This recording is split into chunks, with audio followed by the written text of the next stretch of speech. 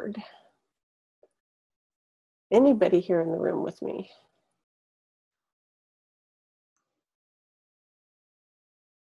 Only me. Oh, who's here? Who's here? Oh, hi, Joyce. Hi, Kathryn. Kathryn, I know you're brave. You want to jump on with me? Raise your hand. Love to talk to you. Beautiful painting that you sent, by the way. Absolutely gorgeous. Are you willing to jump on with me so I can talk to you? How about you, Joyce? You guys willing to jump on here with me and talk with me? Oh, anybody there? And I already started recording this too, by the way. I forgot to do that last time. It was a bad me. So, Kathryn Galbraith, are you willing to jump on with me? Start talking? I've got Kathleen and Chuck, they're coming as well, so they'll jump on with me and chat. But I'm hoping that you'll jump on and chat too, even before your painting is being given some feedback. Beautiful, beautiful, by the way. So where are you guys at? Joyce, where are you at? It's a nice, lovely day here in Southern California, a little cooler. We got, I don't know, maybe 67 or 68 degrees today, which was just perfectly lovely. Kathryn, you're usually back east, but is that where you are right now? You could be someplace else. Anybody at their computer right now? Am I the only one? Well, I have my customary glass of wine here, so I'm going to sip away on that while I wait for someone to start talking to me or someone to come into the room. Tonight we are going to, I want to know what you do, how you get yourself back into the groove of painting when you've been out of the groove for a while. And Kathleen just sent me an email asking if there are people who refer to themselves as full-time artists. Are you a full-time artist? Is that how you make your living? We've got just a little over 10 minutes before anybody else, well, before we're officially supposed to start. So let's see. How about books? Did you guys read any good books recently? Art books? I've been reading Robert Henry, The Artist Spirit. That's a good one for us, right?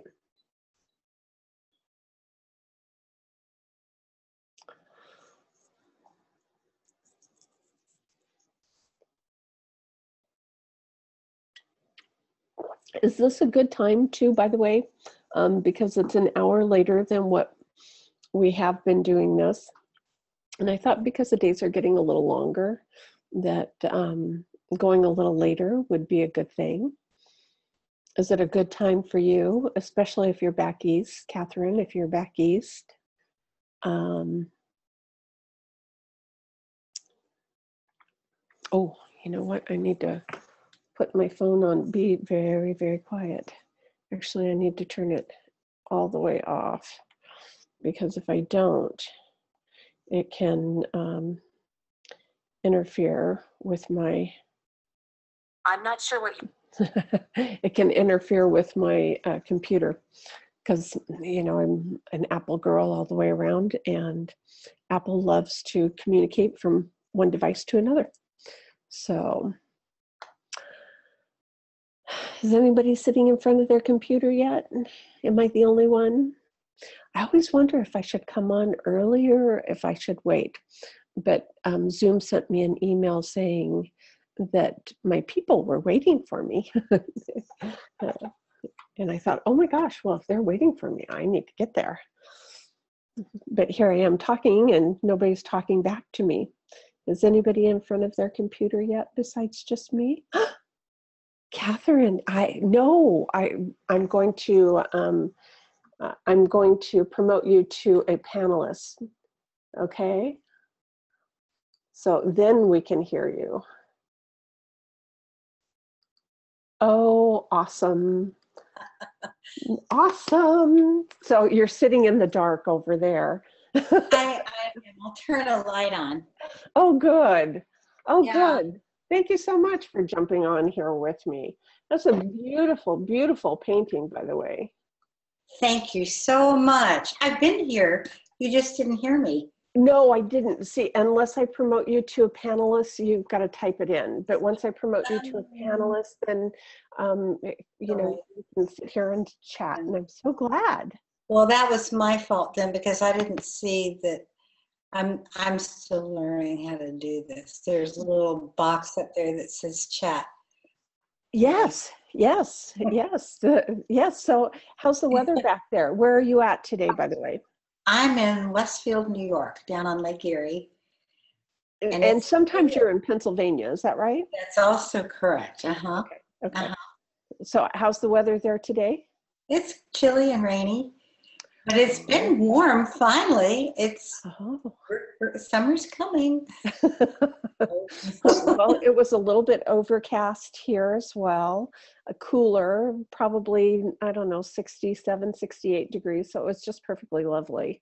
Oh, that's nice. Yes. I like it when it's like that.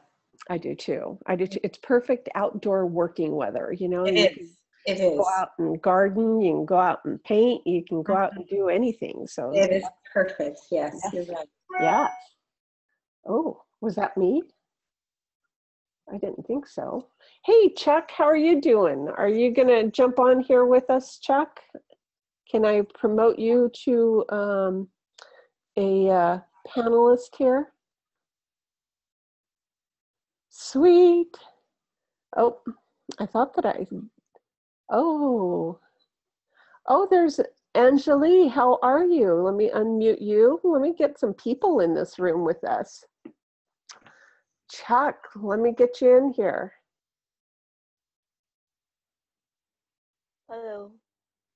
Hi, Hello. Angelique, how are you? Hey, Chuck. I'm good. I'm good. Hi, Kathryn. How are you? Wonderful. How are you doing? Oh, good. I got doing light good. in the house. Yay. Yay. Good light. Yeah, you need some light there, Angelique. Okay. Oh, perfect. Okay. That's much better. Okay. That's much better. So Angelique, I know, is in India, and Kathryn is in New York. Chuck is in Michigan. And where is Miss Kathleen? She should be coming on anytime. Oh, sweet. Sweet. Hey, how's Sadie? She's not quite ready to sign in yet. I'll be right there. I hear her. I hear her. Yay. Yeah, she's gonna go on to her machine in the other room. Oh, wonderful. Hey, Joyce, do you want to join us? Do you have a camera and a microphone? Raise your hand if you do, and then you can come over and join us, and we can all have a face-to-face and chat. I'd love that. Let me know. Raise your hand. Or let me know if you don't have that kind of equipment. And I have my customary glass of wine here with me. I'm drinking a Moscato today. So what time is it in India right now? It's early morning, right? 6:30 a.m. early morning. Early morning. Well, that's a much better picture of you there. Wonderful. Chuck, how are you doing? Have you been painting? Not nearly as much as I would like, but we are leaving Saturday for Vermont. So. Are you going to the Putney Painters?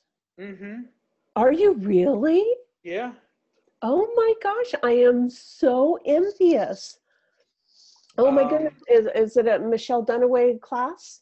No, it is a Kathy Anderson class. Oh, I am really jealous. Oh my gosh, that is awesome. Good for you guys. Good for you guys. Yeah, Kathryn, it's there. we're kind of excited about it. I bet. I bet. Oh, that'll be wonderful. Oh, that'll be so much fun too, because she is just such a card. I love that about her. I mean, there won't be a dull, boring moment. Yeah, I hope not. Oh, You know there how, won't you be. know, There no, won't be. Yeah. Yeah, absolutely. Absolutely. That would be great.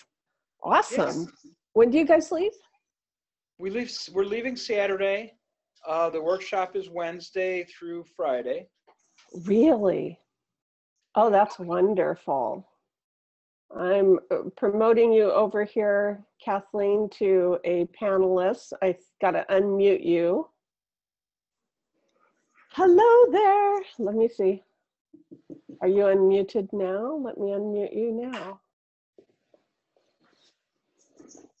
You're going to have to unmute yourself, Kathleen. You're frozen, darling. You see her? Do you see that beautiful wave that she's got going there, Chuck? No, I can't see her. You can't. I'm on the iPad, so I only see, right now I'm only seeing you and me. Oh, well, Angelie's up here, so I get to see everybody, because anybody else on a computer instead of an iPad? Because I get to see you guys. You're on a computer, I'm on a Kathryn? computer. And so do you have the, yeah. No, I only have you and me. Oh, so But if you, sometimes I get Chuck and just, Well, whoever it is that's talking is who is going to show up big. right. So if you roll your cursor up in the upper right hand of the screen, you'll see that there is a speaker view and a gallery view, and you can make it enter full screen, whatever it is that you want it to do in the upper right hand. oh, look at that. Yeah. Isn't that cool? So I get to see everybody. I see Angelie up there. I see you, Kathryn, right next to me. Chuck is up there in the corner. Let's see here if we've got, nope, Kathleen hasn't jumped on again yet. No. No, she froze there for a bit. Oh. I'm wondering, on my iPad, I have a little thing called participants. I wonder if I push that, if I'll see everybody. Push that. Did that make a difference? No, Hey. it just lists everybody. Oh, okay. And it might be because you're on an iPad. Yeah. Hey, Joyce, if you have, oh, you only have a speaker. Well, you can just, we can just talk and you can type in your questions and we'll answer them. Now, Kathleen asked a really great question, and we're still a few minutes early here. If everyone or who considers themselves a full-time artist, that you make your living through your art. How about you, Kathryn? Not anymore. No? I used to, yeah. Mm-hmm. And so what's different now? Oh, you know, I quit. I was a portrait artist for such a long time. Uh-huh.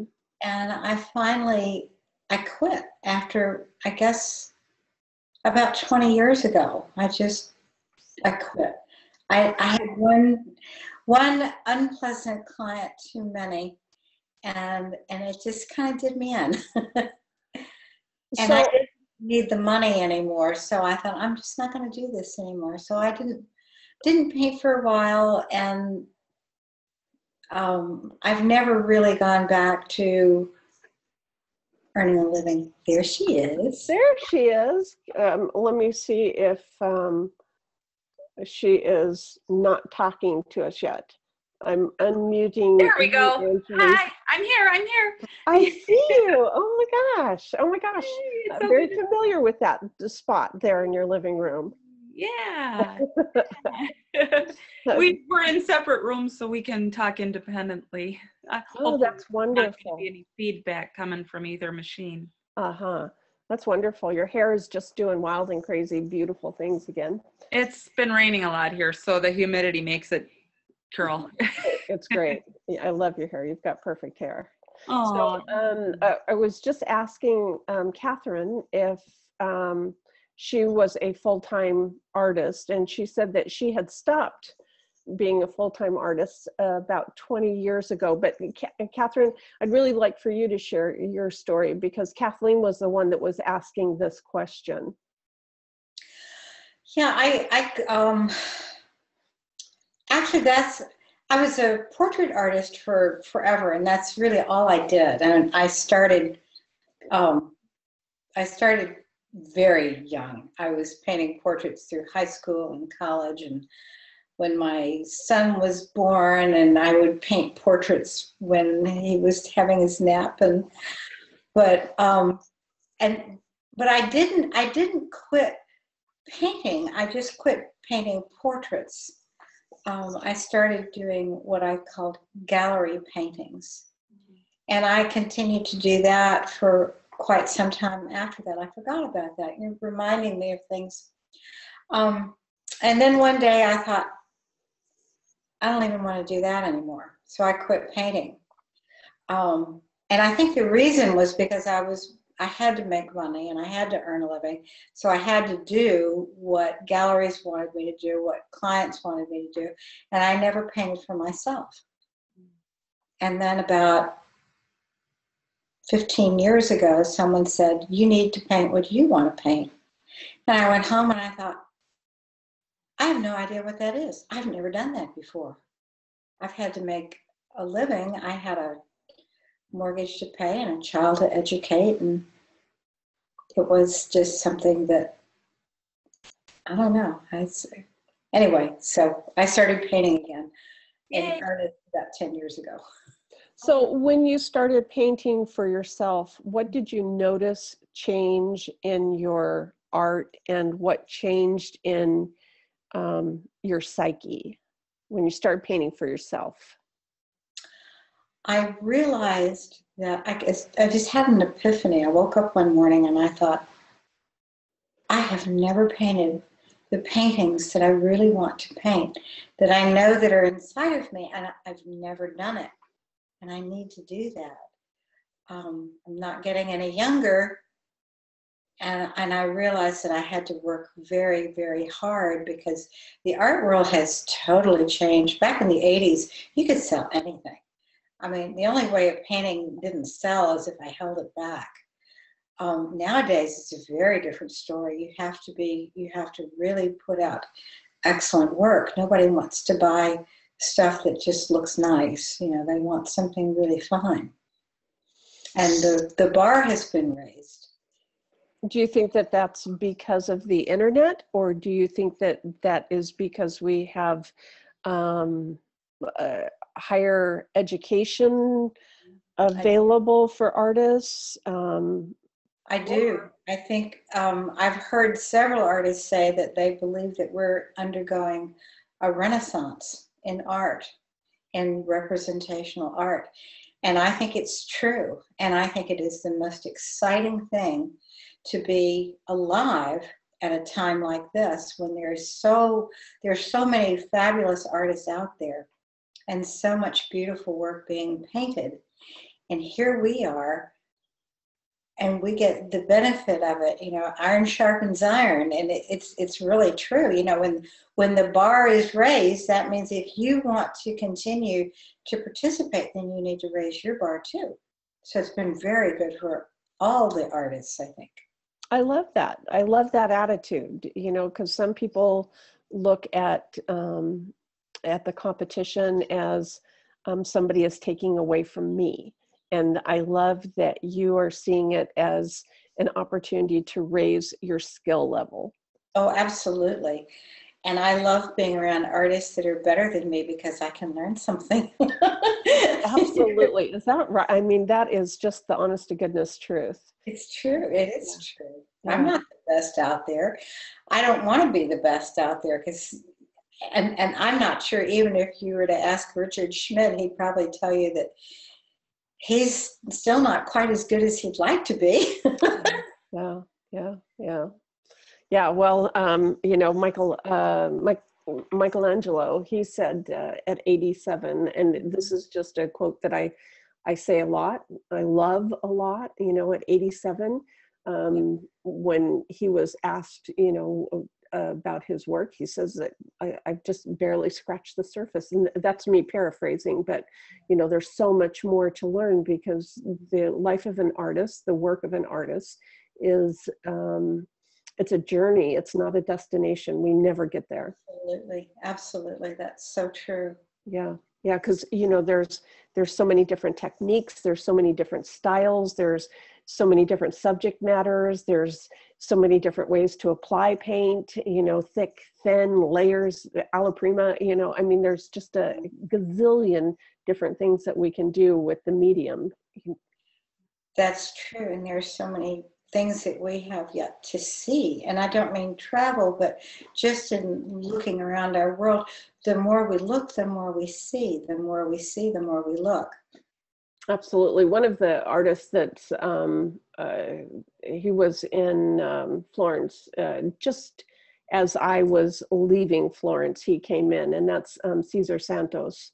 And he was, he is, oh my goodness. And I love the way that he brings crayons into his oils, he just does such a creative, imaginative rendering with different materials that is new, innovative, or innovative, maybe not new, but innovative. It's possible that he has seen someone else utilize those same materials, but the way that he's doing it is really bringing it to the foreground. It's wonderful. Anjali, how about you? Do you make your living through your work, through your art? Let me see here. Nope. Do you have yourself muted? Hear you. Oh, I hear you now. You hear me now? I hear you now. Yes. So do you make your living from your art? Yeah, I do make my living from my art. Actually, initially I was working as an engineer. So I've worked in that field for around 20 years. But then art was always a passion. I switched over to this career. Initially, I started the paintings for my satisfaction, as it was my passion. But now I have converted it as my living. And I do earn from this. I do sell my paintings. But I give the priority to make me happy first. I I will choose the subjects whatever I like. Uh, I like to paint landscapes. I do portraits. But the first thing what I will think that it satisfy me rather than satisfying the customer. Customer is the second thing for me at this moment. Maybe after some days, maybe after few years, I will completely go into the commercials. But at this moment, I'm trying to satisfy me first, as it was my passion always. Now you came to art from a different career, right? You are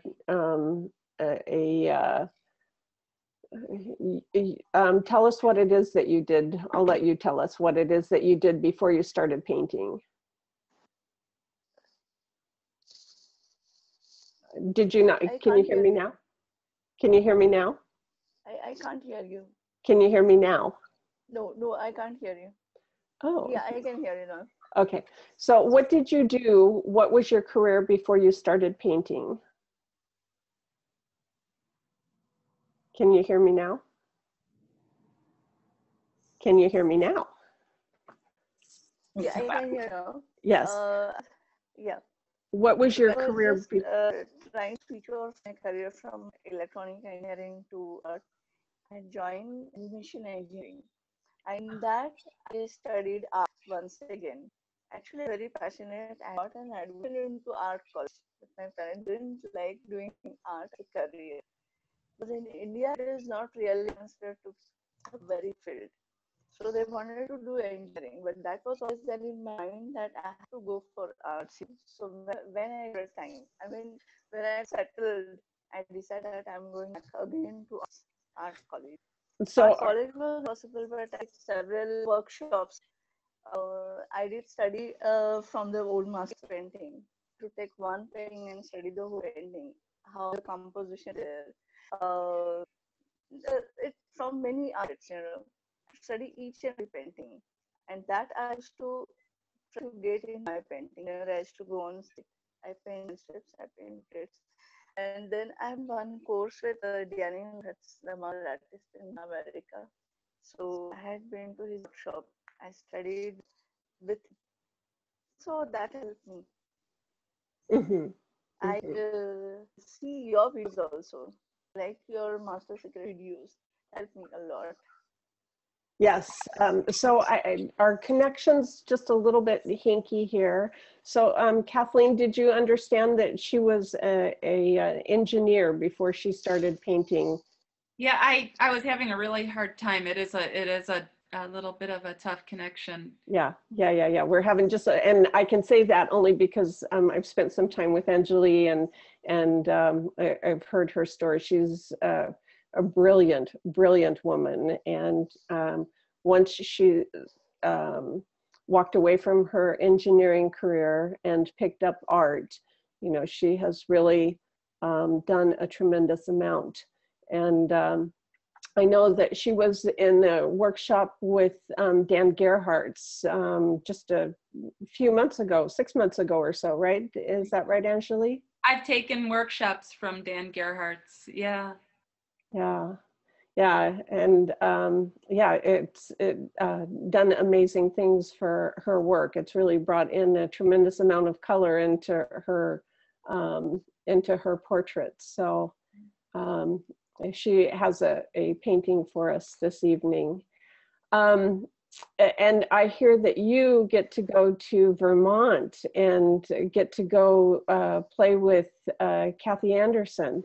Yeah. You lucky dog, you. I wanted to go to the Putney School for as long as I can remember, and this opportunity came up, and we just had to take it because Absolutely. I don't know if that chance will come again, and a little nervous about it, but the opportunity to paint there will be wonderful.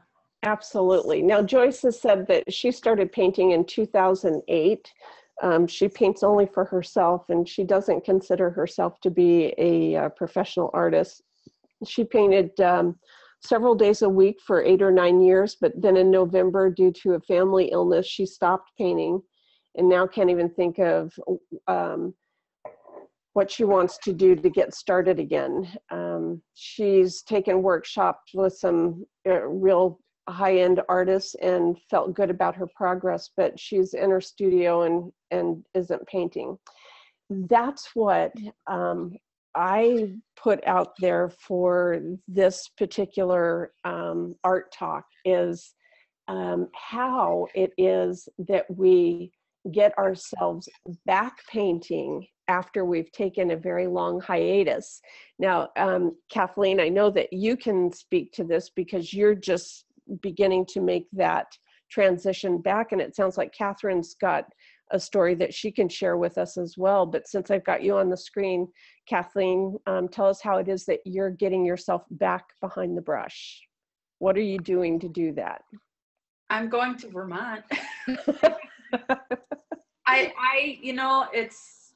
I think it's an artist's dilemma. I've been away from painting since we were in Arizona. I haven't painted since. And the other day we had a chance to do a life drawing session with some people, and it really helped. I was scared actually to be in a group of people and have that be the first time I've painted in a long time, because I thought, oh no, do I have to perform? Do I have to make this look good? What do I have to do? And then I took a deep breath and I said, no, nobody's judging me.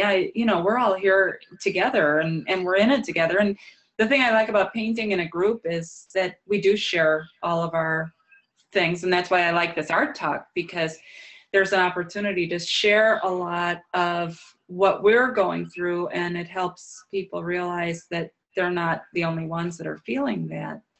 Yeah. But I have to force myself to get back on a regular schedule and get back to just painting for fun. I have a whole list of things that I want to paint, and hopefully those will be things that I'll do in a fun way, and I won't let it stress me, because that's the best way for me to get back into painting, is just not to have pressure. So one of the things that when I'm struggling with an opportunity to get behind the brush, which I haven't spent much time behind the brush for a while, since I moved here to California, I was doing pretty good being behind the brush fairly frequently in Arizona, but you know, there's just been, it's been a busy life since I moved here. But one of the things that I do is that I have my palette out all the time, and I keep it in a palette sealer, and I keep it in the freezer, so that all I have to do is pull it out of the freezer. It's got to thaw out for 10 or 15 minutes and I'm ready to roll. You know, I don't have to go through laying all of my paints out all at once. And before I put it back into the freezer, I clean my palette, and all of my piles are fresh. They go into the freezer and it's ready for the next time that I pull it out.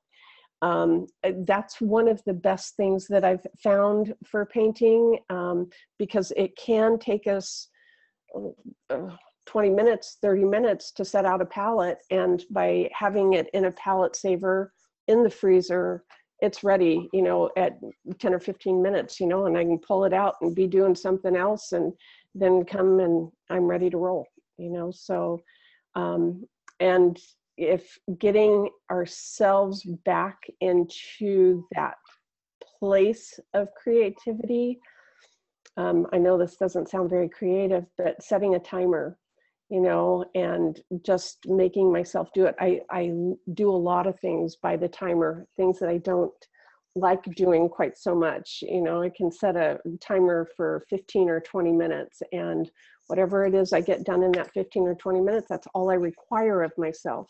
If I spend more time than the timer has allotted, then I give myself brownie points. So, I have a hard time with that, because I seem to have this mindset that I have to have a block of time. I don't want to start to, and sadly, I think that goes back to the fact that I like to paint big.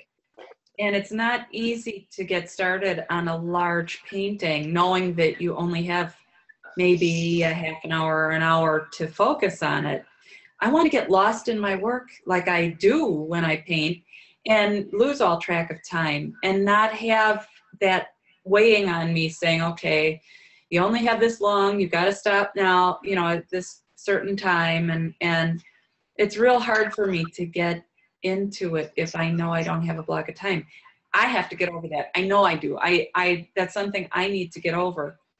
Absolutely. So where I was able to get over that was in school, because you show up at school at 9 o'clock, you pull out the paints and you start painting, whether you're in the mood or not, you know, and you paint until noon. You have lunch, you come back from lunch, you start drawing, and you draw until 4 o'clock, whether you feel like it or not. And so that teaches you a skill and a work habit, so that it isn't, you know, the creative, always the creative side of yourself that you're relying on. You know that you have a skill set, you have developed those, you have a work habit, and you've developed that, and you show up and you put out, you know. So you'll be doing it when you're in Vermont. Well, it's funny that you say that, because I was a graphic designer for years, and I know deadlines. I know what it's like to work under pressure. I approach my fine art so much differently than I did when I was a graphic designer and doing otherwise creative things. And I just need to do that. I need to get in that mindset that this is the same thing. The thing is, and I think, was it Anjali that said, or maybe Kathryn, that she wants to paint for herself and she wants to paint paintings that she wants to paint. Yeah. And part of the difficulty for me, as having been a graphic designer, is that everything I did as a graphic designer was for someone else. And it was, and I could take criticism like crazy, and I could say, you know, what don't you like about it? I'll be happy to make it whatever you want it to be. But with fine art, it's a little different. It's a piece of my soul that I'm putting on canvas. And I don't want somebody to say to me, you know, you got to change this or you got to do that. I can say to them, well, that's your opinion and I appreciate that, but I'm not going to, because this is why. People don't have to like my work. Yeah. So it's a different mindset than it was when I was doing the graphic design. Yeah. Can I jump in here for a minute? Absolutely. Jump on in. One of the galleries that used to represent me back when I was painting full-time and earning a living at it, she was the most interesting woman. She was a high fashion model when she was young. She lived in Paris. She knew Picasso. She knew all the artists. She would go to Picasso's home for parties. She said, by the way, she said he's not a very nice person. But he would give me advice. I'd send her a painting. And I was pretty young then. I mean, I wasn't, you know, I wasn't sophisticated and, you know, and she'd say, Kathryn, this is really nice, but if you would just change this, I can sell it, but I can't sell it the way it is. Sometimes I think it's a very good idea to listen to what other people have to say, especially if they know more than you do. Oh, And absolutely. she knew so much more than me, and she was so encouraging and believed in me. She saw my work like crazy. I had one woman shows all the time. It was a very good setup. She's retired now and the gallery's closed and I've moved on to another one. But there are times I think when you, especially when you're young, and I, you know, like I said, I was young. It's a good thing to listen to people who know art really, really well. She knew more about art than anyone I've ever met at that point in my life. And for quite a long time, up until recently, it seems like there are so many artists out there now who really do know and understand so much more about art than they did 20 years ago. Do you find that true? Because I do. I'm, you know, the conversations around art are absolutely amazing. The depth of technical aspects that artists are not only able but willing to address, so that they have this vocabulary that is unique to our genre, and utilizing that vocabulary to express themselves really makes for an in-depth conversation, but one that is for another who speaks that same language is able to really understand and grasp the concepts in which it is that they're sharing. I think that that's really incredibly important, is to become fluent in the language. Mm-hmm. The vocabulary is really unique to our to what it is that we do and how it is that we do it, and being able to speak that language fluently, I think, is really important. I remember being at a party quite a few years ago, not too many years ago, and this lovely woman who was married to the head of the company that my husband was working for at the time had an art show that she was putting on. She did fabric and glass, and it was very different and unusual. And someone asked her if she was going to sell any of her pieces, and she said, I really don't want to sell any of them. And all I could think of was, oh my God, I cannot imagine the luxury of not needing to sell. I mean, it never occurred to me to be anything but an artist. It's just been a part of me from my earliest childhood memories. To be anything else but an artist is just like, no, I can't do that. I'm an artist. Uh-huh. But I needed to sell because I married a man who didn't work. That was my husband. This is Well, that makes it much more imperative. well, you got to pay the rent, you know. Absolutely, absolutely. Is there anybody else out there in our audience that would love to jump on here with us, Andrea?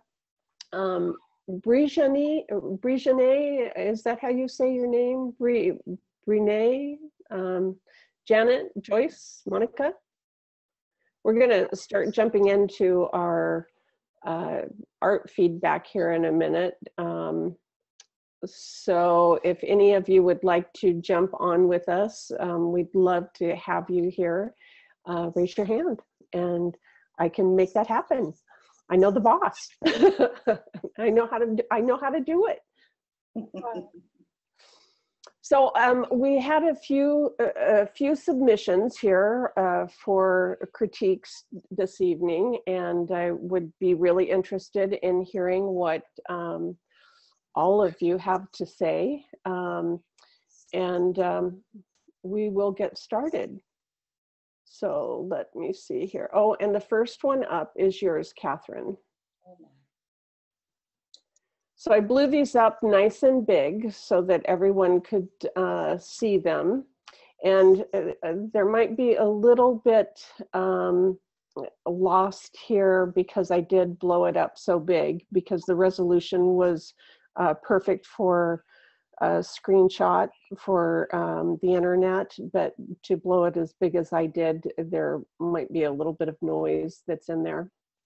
I love what it is that you've done here, Kathryn. I love your colors. You've got some beautiful compliments in there.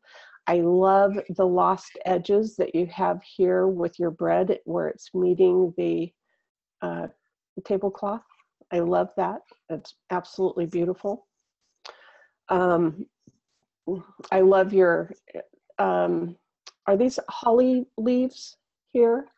Actually, that's a Gerber daisy.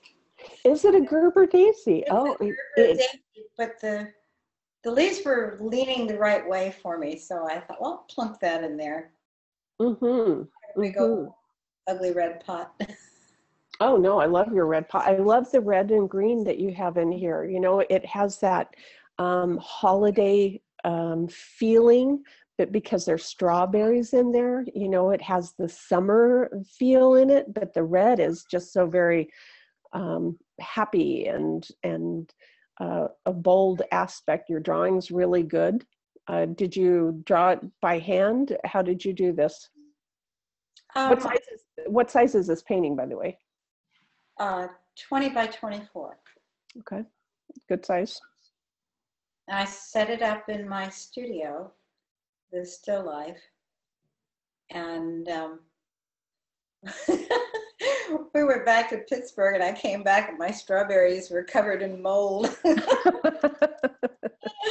Oh gosh, and I had to go get more strawberries and more asparagus. They don't last too long. But yeah, it was really fun. And the inspiration behind this was, I love the Russian mid-century still life paintings. I don't know if you're familiar with them. I couldn't tell you an artist offhand. I'd have to go run and find the book. But they did these extravagant, lush still lifes with very 50s tablecloths, and they had china and glassware and food and flowers and napkins and all this stuff on the table. And they were gorgeous, just gorgeous. And I thought, I want to try and paint something like that. So this is as far as I got, this one, smaller one. I think it's absolutely beautiful. It really is beautiful. You've done a really nice job on it. I think that possibly you could have a few more lost edges here on your asparagus. I mean, that's getting really picky with you. I love the way that your edges are lost back here in the dark. It's got that real, right in this area, it's got that real Rembrandt kind of lighting feeling to it. Thank you. This might be too light. Do you see my cursor? Where my cursor is going? Oh, there you go. Okay. Yes. This area right here to the right of the creamer, it might be too light in that area because it feels like it's popping up instead of laying flat. Thank you. I think you're absolutely right. That's all it is I can see. So, Kathleen, what do you have? I love it. It's yummy. It It's looks yummy. yummy. Yeah. He's great. You're great. I like you.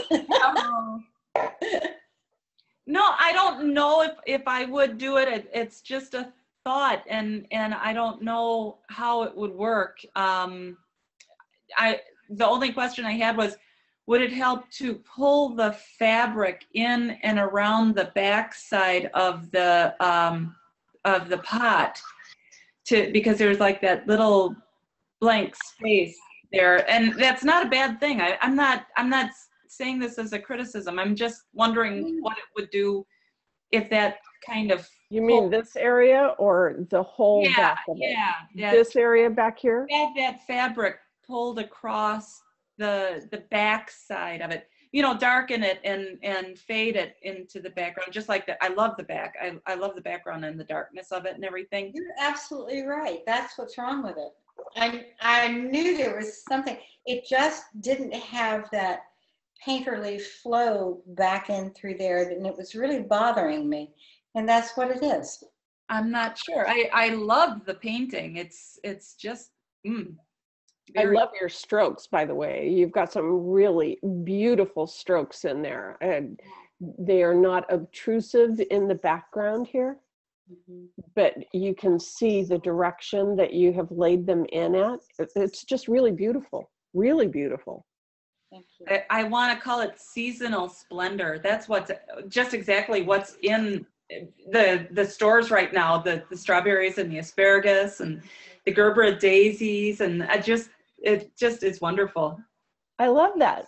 Seasonal splendor. You have a title now, Kathryn. I don't know if you had titled it previously.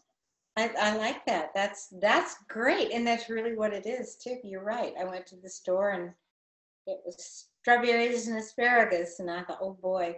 And I have these beautiful, I think they're beautiful, beautiful antique linen dish towels, which is what that towel is on the left-hand side. Oh, that's beautiful. You've done a very nice job with your fabric, by the way. And Joyce has said that it is really beautiful. Thank you. Thank you. Thank you very much. I appreciate that. I appreciate the insight too on that tablecloth in the background. I think you guys are absolutely right. I think that it's a stunning. Yeah. You might be missing a little bit. I'm getting really picky now, okay? You might be missing a little bit of a shadow here on your butter knife, because you've got such a flow of shadow going here, and then you're missing a shadow for your butter knife. I think it's there. It just didn't show up in the photograph. Okay. To be perfectly honest. Okay. I see part of one right here, I believe, but it could be that it just didn't show up in the photo. That was getting really picky, though. I mean, no, because that's all part of it, and you know, directions are so important. Absolutely. I think that probably the thing that I see the most is a confusion of light. And that is that the light is coming in from one direction, and then suddenly you're seeing it too light on another side, and that is not the case here. You don't have that problem. Oh, okay. No, it's very, very lovely. Thank you. Very, very lovely. Thank you, Kathryn. It was really a beautiful, beautiful piece. Thank you You've so done much. really nice with that. Yeah, So is that one that you have available? Is that in a gallery right now, or? It's in my gallery. And So how do you sell your stuff? Well, I'm affiliated with Anderson Fine Art down in St. Simons Island, Georgia. And I have my own gallery here in Westfield, New York. And I'm also affiliated with A Stroke of Genius. I don't know if you're familiar with Cynthia. She represents tons of portrait artists, and J. Daniel Portraits Incorporated also. Sweet, sweet. So you do have several outlets for your work. I do. And how do you keep them all stocked?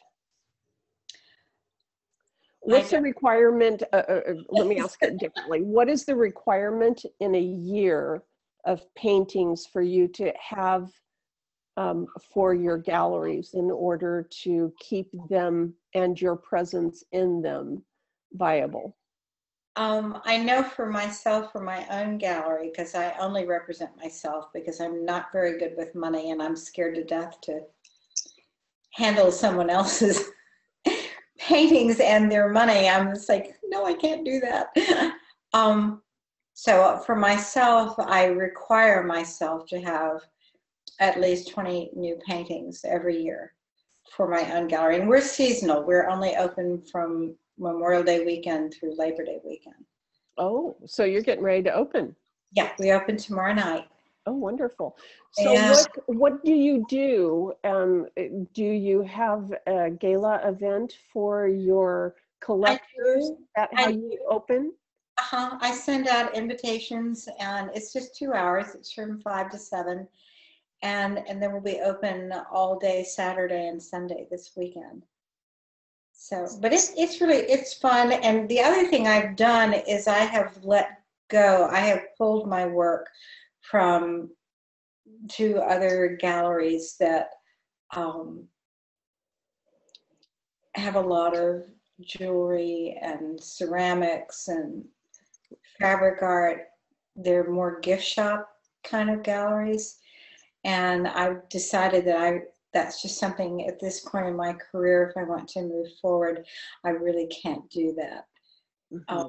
So and that helps me too, because I don't have to supply them with paintings. I really have to only worry about Mary Anderson and myself, and then A Stroke of Genius wants to sell my work online too. So for yourself, you require 28 new paintings on an annual basis. What about the other 2? What do they require you to have for them?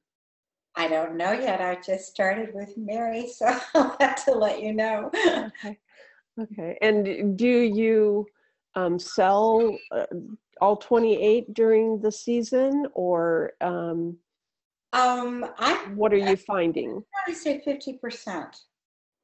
About 50%. And the other thing, my husband walked into the gallery this afternoon and he looked around and he said, "You don't have enough artwork." And I said, "Yes, I do. I'm not hanging anything but my best work. I'm not going to just hang it to fill space on the walls." So that's kind of my goal now. I just, like we were talking earlier about raising the bar, and that's really what I'm trying to do. Pretty much across the board, just the best work. So I'm sorry, go ahead, Kathleen. Can I ask you a question? What do you do with your older work that hasn't sold? I'm having like this dilemma right now. Last year was the first year that I really went through all my work, and that was starting to stack up on shelves. That mostly was practice, some studies, some things that were much older works that I was very excited about at the time. And I look at them now and say, what was I thinking? So I had a bonfire and I burned a bunch of paintings, and it was really therapeutic. Yeah. Felt good to get rid of the work, but on the one hand, I'm like, yeah, do I do that? I don't want them to get into the hands of people if I'm not really proud of them. Yeah. I was at one point maybe, but I've grown now as an artist. I've changed, and my style has changed. I hear you. I couldn't agree with you more.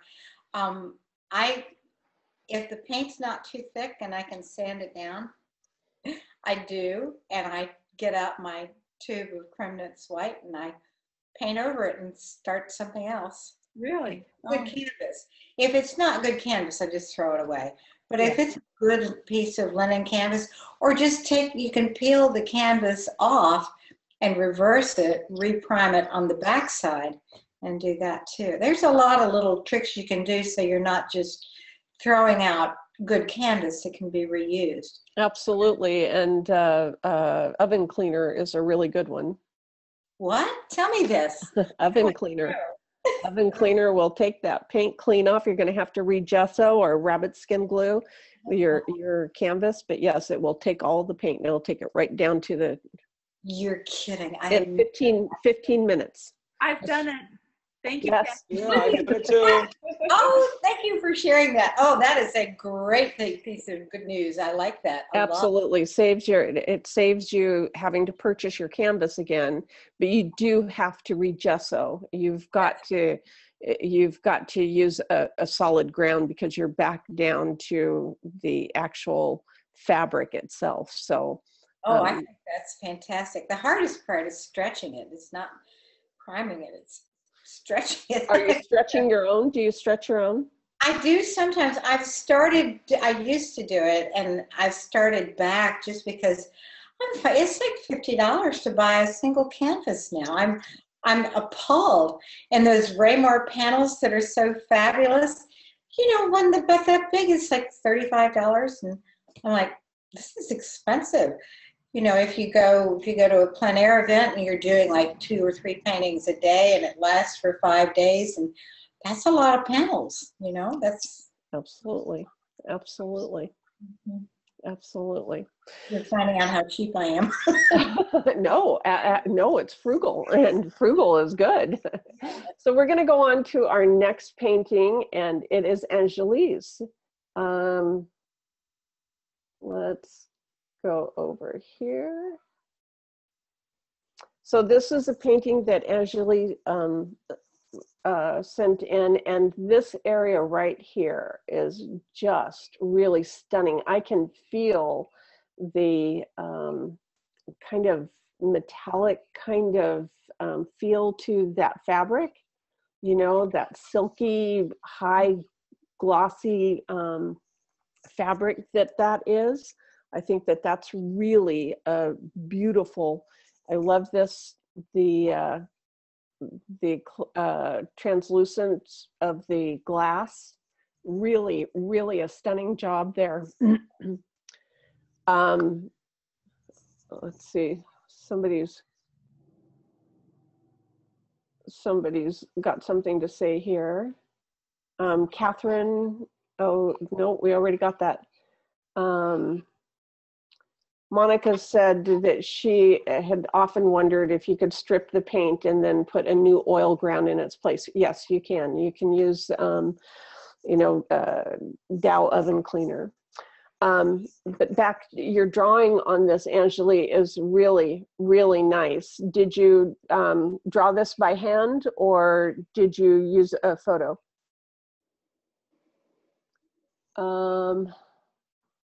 I'm not hearing you at all, darling. I'm unmuting you. By hand. By hand. Very good. Very, very good. Very good. So I think that probably the only thing that I see is this area on her cheek might be a little bit too light, because it's advancing in front of her hair rather than laying down underneath. And this value right here might just be a little bit too strong. Can you show some cursor? Can you see this right here? Oops. No, I can't see the color. Okay, I can see. This I can this see now. area right here on her chin, this Okay. area, this right here might be just a Okay. little bit too dark. Okay. The value could be just a little bit lighter, but this needs to be Okay. just a little bit darker in value.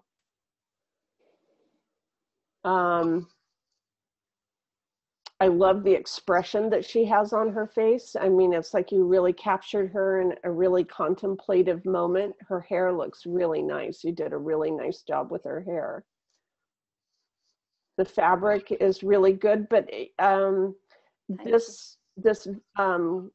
the coolness right here might be warmed up just a little tiny bit right here in this area on the fabric.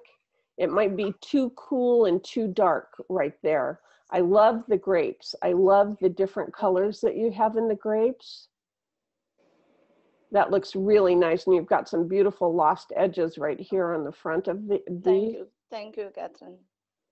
Okay.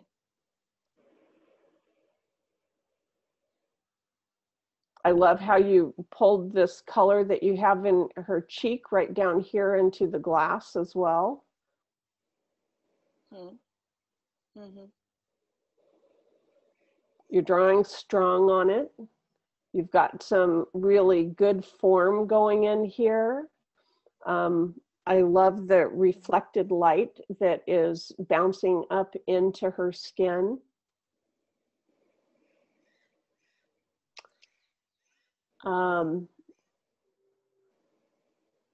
Kathleen, Chuck, Kathryn?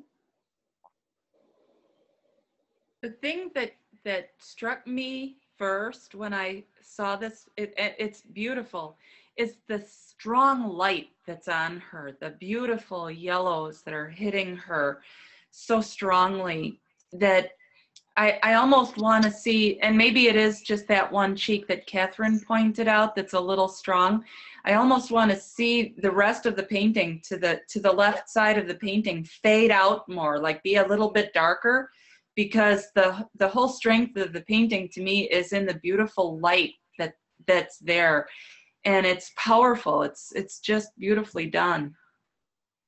Yeah, I think that there might be a little confusion of light right back here on the back part of her hand, because the way and I'm not sure how the light is set up. Is it coming from an angle up, down? This is, yeah, angle up. It was coming from the upper Okay, side. from the up. So it would have been striking her, and this would have been a darker value here. It was striking on her left-hand side. It was striking on her left-hand side from the top. From her, so this on the back side of her right hand, I believe, would have been just a little bit darker because of the angle that it is. Because of the angle that it is from the light. You know, it shows her hand, this area right here is not receiving light.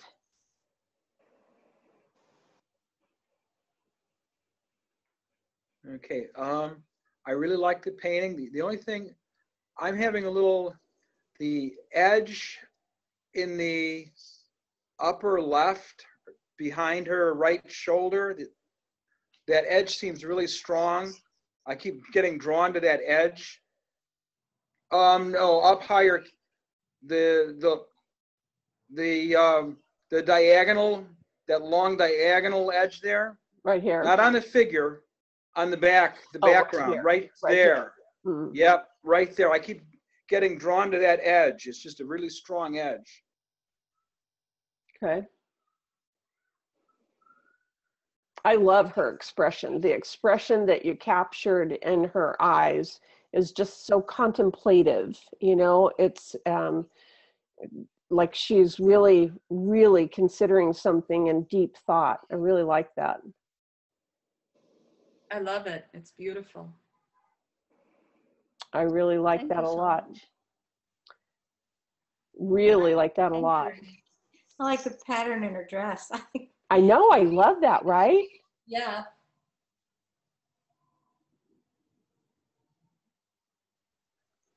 Yeah, so there's Thank just, you, Kathryn. Thank you so much, but I'm not able to hear you properly.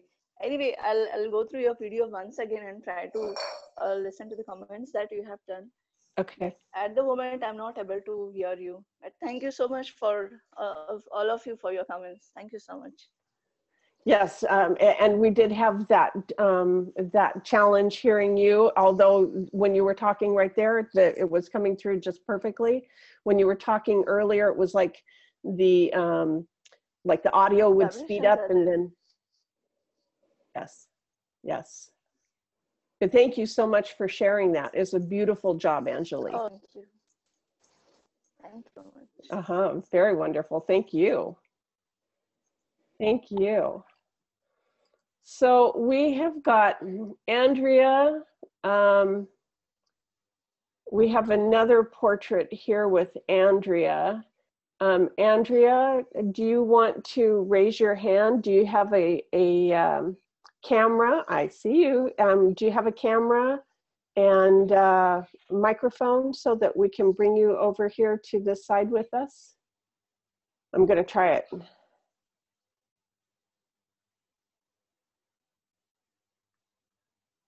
Let's see.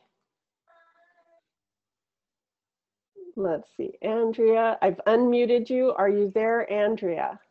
I'm here. I hear you. Where are you? I have my camera blocked.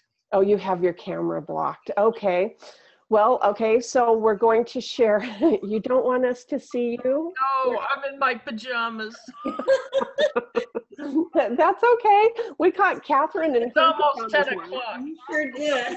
It's almost 10 o'clock here Where are you at? in Massachusetts. Oh, okay, so you're not too very far from Kathryn, and Chuck and Kathleen are going to be back that way pretty soon. So Andrea sent in this painting, and this is, who is this little beauty here? Oh, Anjali, before you get too far away, how big was that painting that you painted? Anjali, can you hear me? No, I'll email her and ask her.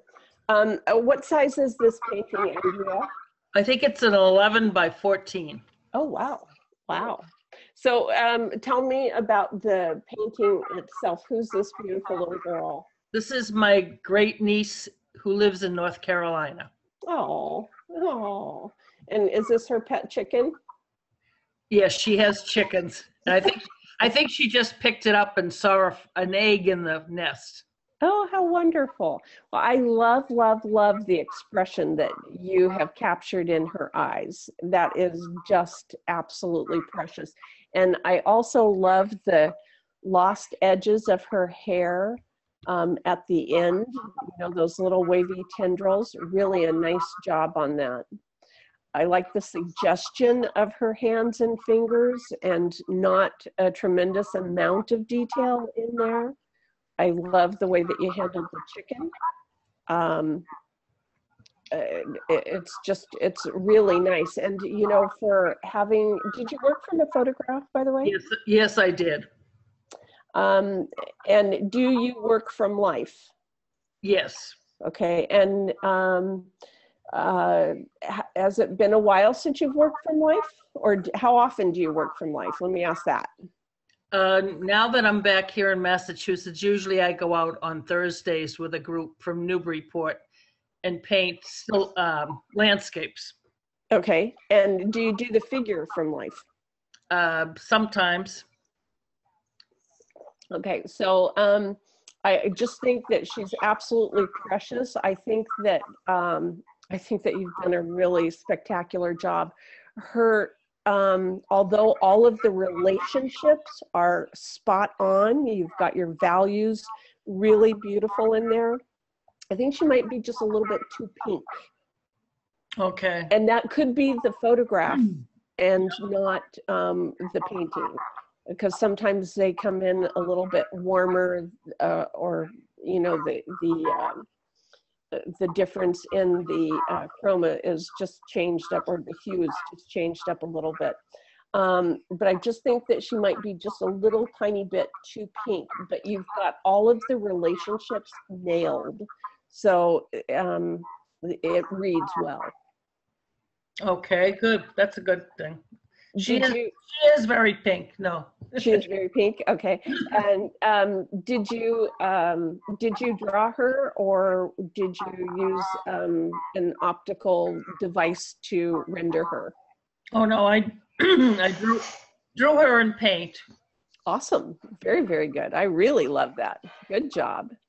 Very good job.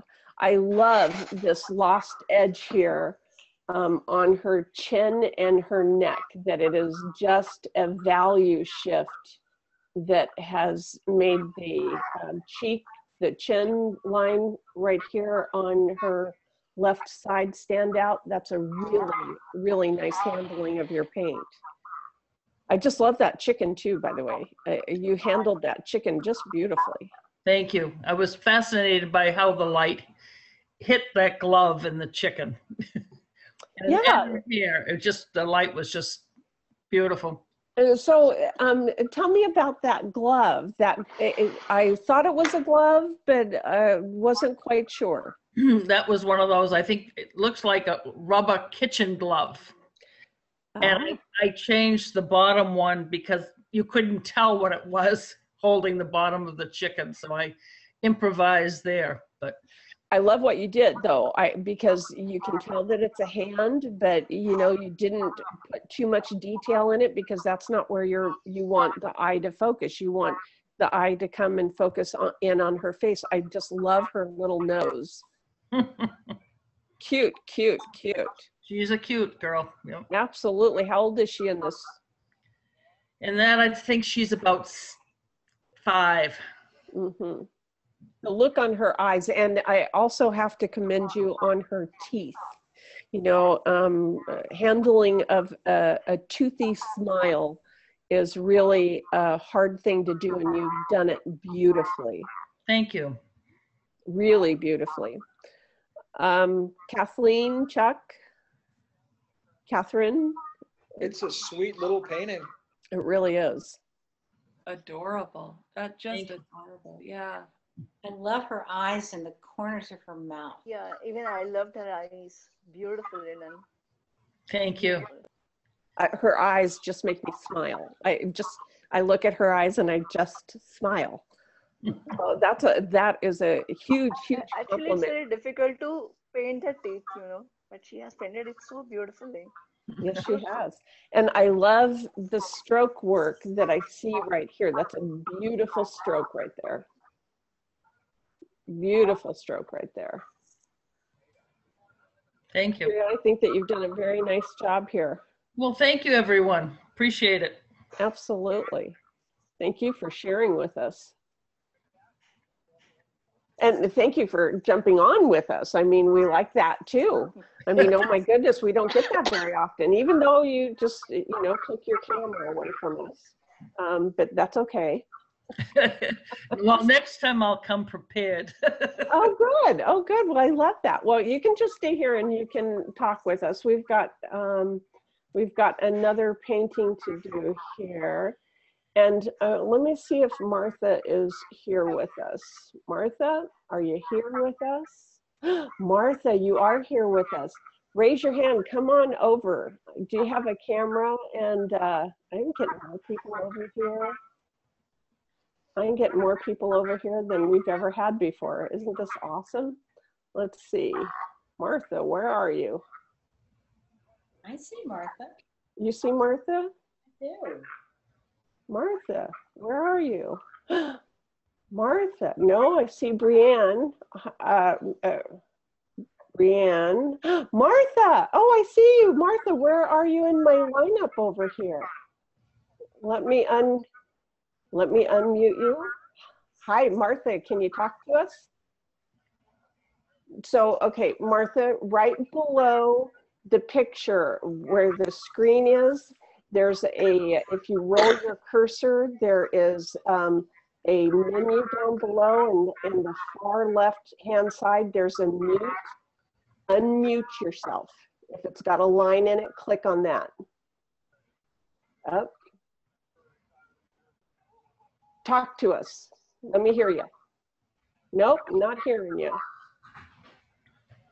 I hear something.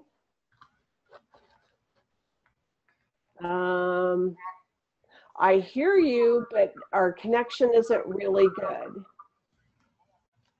Nope, can't hear you now. Oh, that's because I'm going to unmute you. How about now? I hear you. Talk to us. I do. Yay! I hear you. Oh my gosh, this is so exciting. This is so exciting. So I'm going to share Martha's painting. And Martha did a cathedral, a mission here. Can you tell us about this painting here, Martha? Yes, this is a famous convent here in Morelos, in Mexico. And okay. Okay, and well, it is not really well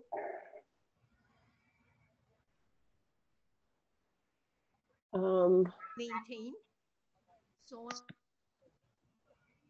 So I hear you sometimes, and sometimes I don't.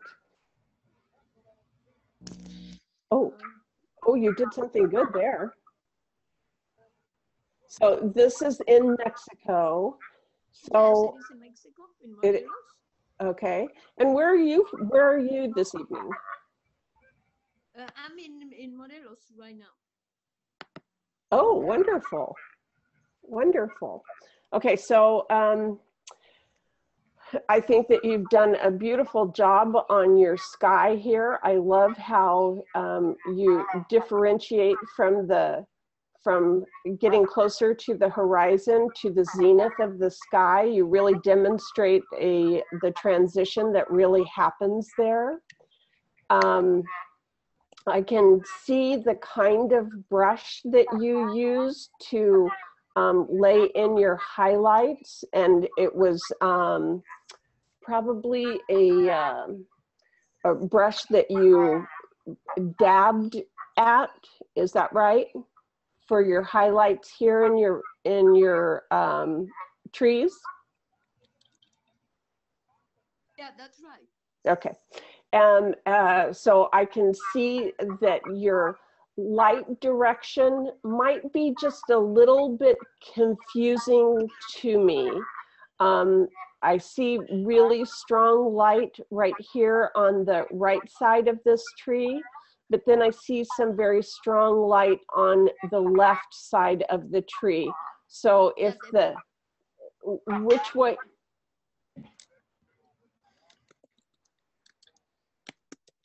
I'm losing you again. I was painting at around 12. Around 12. So the sun was straight up. It was not so good. Yeah. Okay. Okay. So I love the colors that you have here in the Adobe. You've done a really nice job of handling that. You probably could have used a little bit stronger value here in the recess of the doorway to help set it back just a little bit more. Not this lighter part, but that could have been gone down a value. But this area around it to recess that doorway, I think that would help push it back just a little bit more. Do you see where my cursor is going here on the painting? Yes. Okay. So especially right here, because this is your focal point, right? So your drawing is really good up here in the bell tower, and I would think that would be the hardest area to render, right up here, because there's a lot of structural detail, but you've done a really nice job of handling that. I love this warmth that you have in here on this side.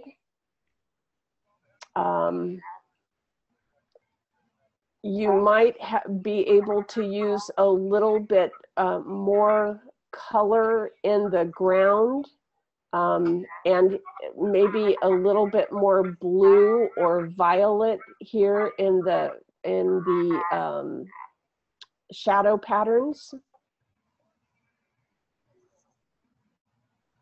But that's what it is I've got for you. Anybody else? I mean, you've done a really nice job. Your trees might be a little bit too dark in the dark areas. This area might be just a little bit too dark. But your drawing is really good on this. Did you do this in plein air? Well, you said that it was, I'm not hearing you very well. You said that it was noon, so I would guess that you were working in plein air. Yes? Okay, okay. Kathleen, you have something for us here? Yeah, I love the composition. It's really intriguing. I think the thing that confuses me on this painting is the shadows. Because what I'm seeing on the bottom of the trees on the right is that the sun is coming from behind a little bit, and I think I get why you have that light edge there, because the sun is coming through the leaves more so on the edges than it would in the center of the tree, and that it creates a shadow that comes forward. But then if there were a shadow that were coming forward there would also be more shadow on that side of the face of the building and maybe coming forward a little bit too.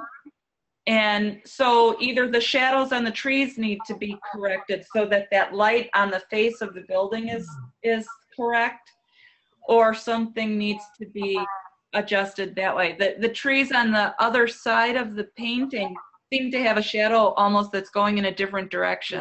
Yeah, yeah. And so it's the drawing is fabulous. The painting is wonderful, and I love your trees. I think they're very cool. I think it's a shadow issue with me. Yeah, I think that's a good catch. Andrea says that the shadows have an issue as well. But the drawing, I tell you, this part of the bell tower up here, this is just really, that's some really strong drawing there, and you handled it all really well. There's a lot of detail in that. I just love those old missions. I think that's beautiful. A beautiful job, really, Martha. Very, very beautiful job. Chuck, Kathryn.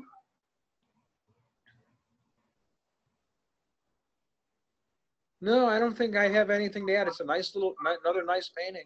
I think it really is. I love the depth that she has in this area right here. I mean, you can really feel the recession of the sky behind that.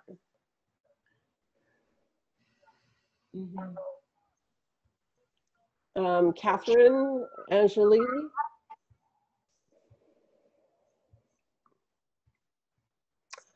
Awesome job, Martha. Very good job. Very good job. Thank you so much for sharing that with us. I really appreciate it. It was beautiful. And I wish that we could hear you better.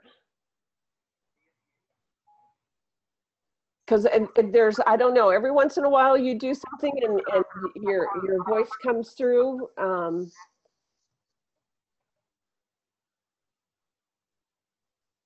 I know that technology isn't perfect yet. That will happen next year. Yeah. Brienne, I want to know how to say your name. I've got you here in the room. Can you talk to us? Brienne? Brigitte? How do I say your name?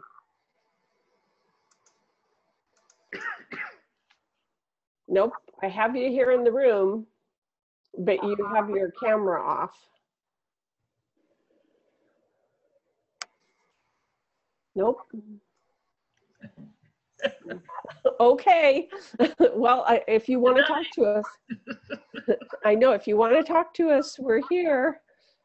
So, yeah, so that thing that you were talking about, Kathleen, about people being professionals. So we know that Kathryn is, and that, oh, did Kathryn leave us? I think Kathryn left us.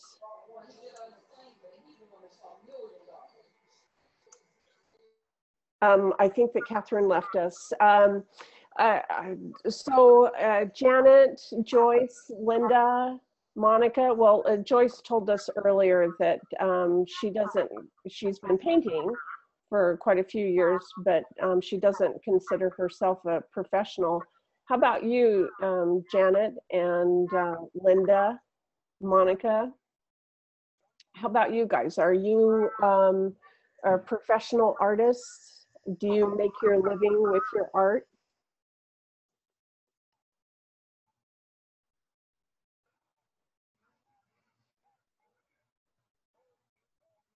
Oh, somebody else ditched us here. They don't like it when I call on them. No, when I first got on though, I was having some technical difficulties and my thing froze up and it just wanked out. So I don't know if maybe there's some issues going on too tonight.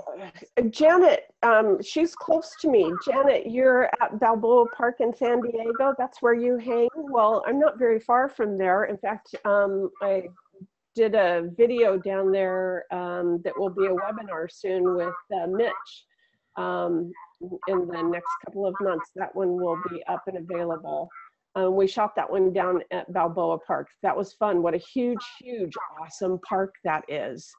Yes, it was just, I really loved it. I want to go back there and do some more painting myself. It was just an awesome, awesome place. So is that where you paint, or do you have your work being shown down there?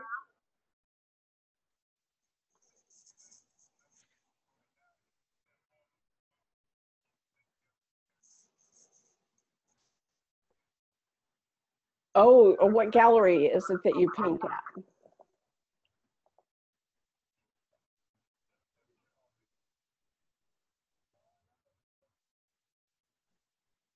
Next year is when technology will be perfect. I've been saying that for a couple of years now. But actually, you know what? I think that it's awesome because, you know, we've got Anjali here from India. Oh, Gallery 23 in Spanish Village. Oh, wonderful. Oh, very awesome. Awesome. Well, you have my email. Email me and we'll get together sometime, go paint. I would love that.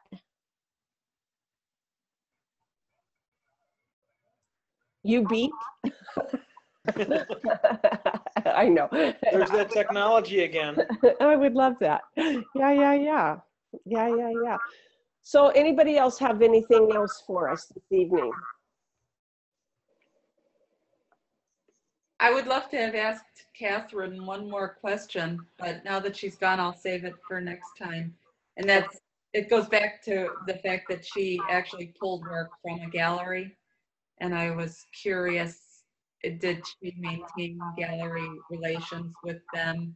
Was it done in a way that, you know, was mutually agreeable, or how does that work? Yeah, I wonder how that works. I know a few other artists that rotate their work. If it hasn't sold in a gallery for a while, you know, they pull it out of that gallery and move it into another one or bring it home for a while. So Monica says that she would be a starving artist if she was depending on selling her art. She has sold some pieces, but she's insecure about her work. You're in good company. One of her pieces was critiqued by Mitch a couple of months ago. Yeah, I remember that. I remember, Monica. Oh, cool. Yeah. Yeah, so yeah, I think that that would be a really great topic about the insecurities that artists have, and because I think that we're all have that. I think that that's something that we share, especially there's some masters, I mean really big masters that I've done some work with, and when I give high praise to their work, they're going, "Do you think so?" Yeah, yeah, you nailed it. You know, you absolutely nailed it. So I just think that it's something that, because it does come from the depth of who it is that we are, um, it has a tendency to emote an insecurity within us that we might not experience if in another area. I don't know. What do you think, Kathleen? Oh, absolutely. Absolutely. I had a recent experience. A company contacted me. I used to, when my kids were young, and this was 30 years ago, I did some graphic design and some odds and ends of things as a freelance artist for a couple of companies. And someone contacted me recently and asked if I would be interested in doing some freelance work. And the insecurity, I mean, I just like bound up inside because I haven't done it in years. And I just said, well, yeah, I think I can give it a try, but it's hard for me not to say, but don't expect too much because it's been a long time, you know, and it is what it is. And it, you know, we'll see what happens if anything comes of it. But it's nice to know that, you know, as artists, we do have other means of supplementing our work too. It's not just the one thing that we do. Absolutely. Absolutely. Getting some feedback here, I gotta tell you. Ooh, that was not good. Anjali, how about you? Do you ever experience that insecurity?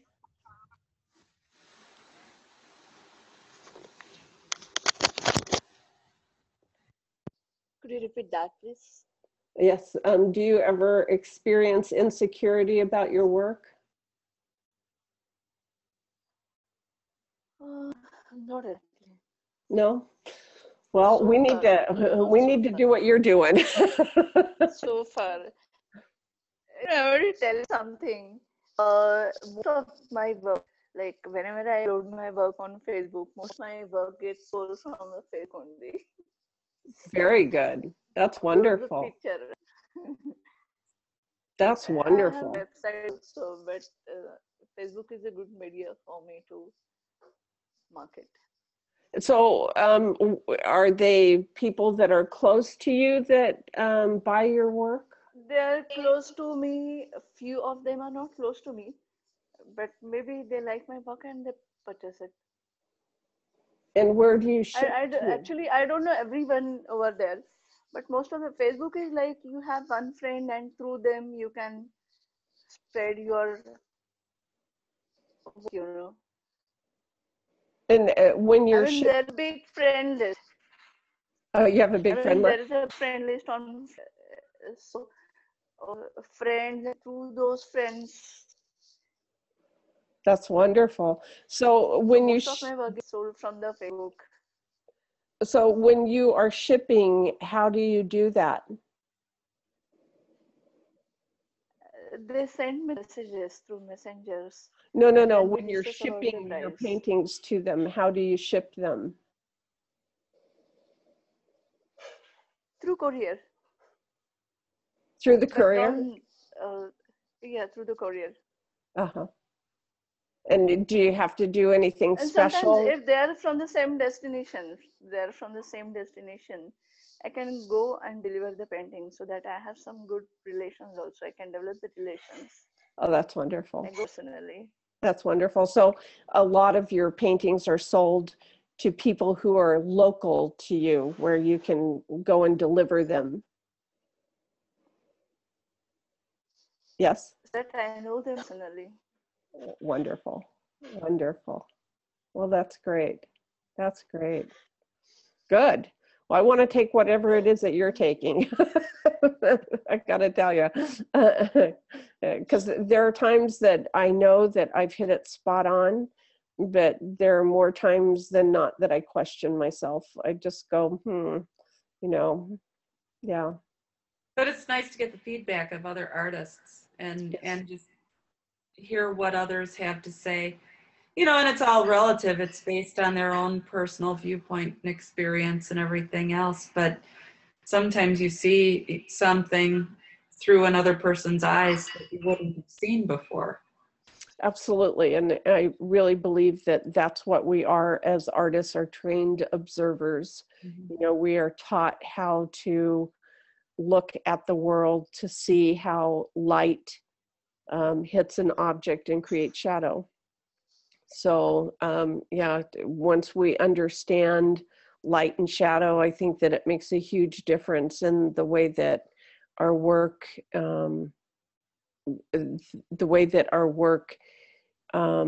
begins to turn out. Because sometimes we paint what we think we should be seeing.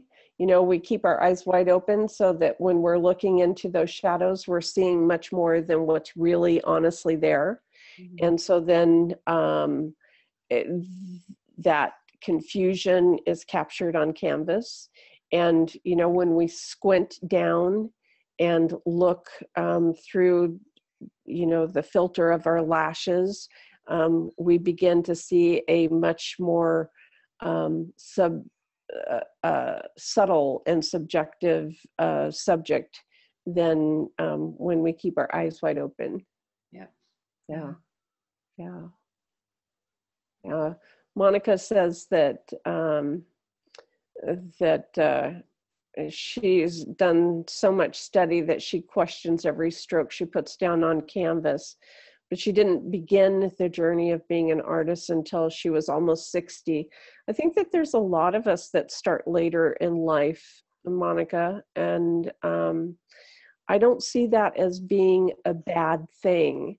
But I also see that there's great advantage in having a singular voice that is directing you in the beginning. Once your foundation is established, then I think that there's great benefit in working with a lot of different artists. But if you start from the beginning working with a whole bunch of different people, you're getting a lot of different information, which can be the same, but called by a different name.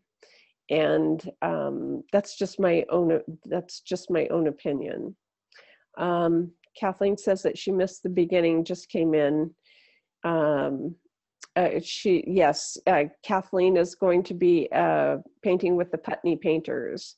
No, I'm not painting with the Putney painters. Chuck and I are taking a workshop with Kathy Anderson at the Putney School in Putney, Vermont, which is at, you know, where the Putney painters paint, which is really exciting for me. But I was not invited to paint with the Putney painters as much as I would like to do that someday. I'm painting with one of them, Kathy Anderson, at the Putney School, and I'm really excited. We're really excited about that. Absolutely. I expect to see some incredible, beautiful floors. She's my favorite artist too. She is. Kathy She's brilliant. Anderson. Yes. Yeah. She is brilliant. Yes. And I love her personality. She is just so animated. I love her. Cool. Yep, absolutely. So anybody else have anything else? Have we solved all of the problems of the world this evening? We can all go to bed and rest easily, except for Angelique. She gets to get up and have a nice busy day. Yes. She's having her coffee. Her coffee as we're all good. Yeah, I'm having wine, or drank my wine. So it's all perspective. I'm having coffee. Yes. Yeah. So, well, it is 5 o'clock somewhere. Just saying. It is. So I think that we're going to call this one a wrap. Thank you so much, Kathryn. Thank you, Kathryn. It was great. Thank you so much, Kathryn. Thank you guys so much. Thank you so much, everyone, for jumping on this call. That was so fun. I love having all of these faces looking back at me. This is just wonderful. Thank you guys very much. Thank you. Thank you. Thank Look forward you. to the next time. Yes, I look forward to the next time as well. Let's see.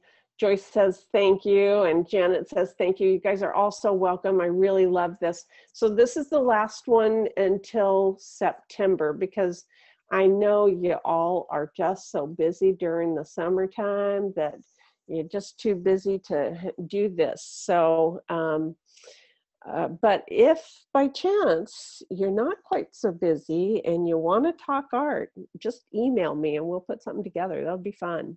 Cool. So during the summer, it'll be by request. So thank you guys all for being here, and I'll see you in September. Well, you'll be hearing from me every Monday like you always do, but looking forward to seeing you all again soon.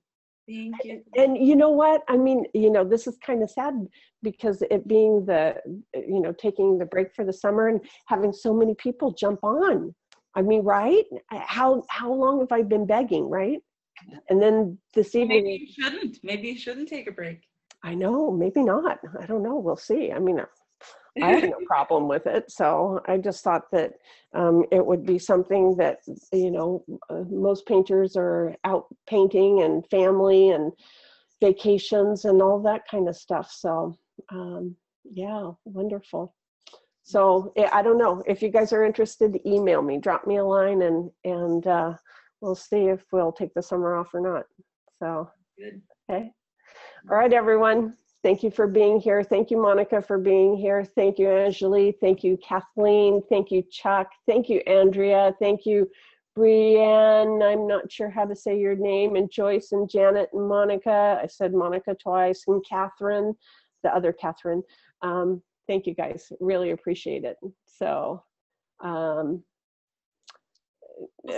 Joyce says she's getting excited, so she'll look forward to the next one. Maybe she'll get her nerve up and she'll jump on. I hope so.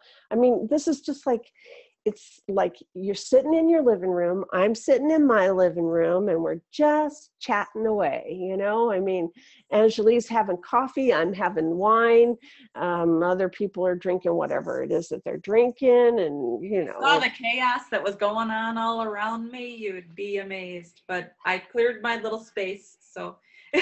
That's so cool. That's so awesome. Okay, everyone, thank you so much. See you soon.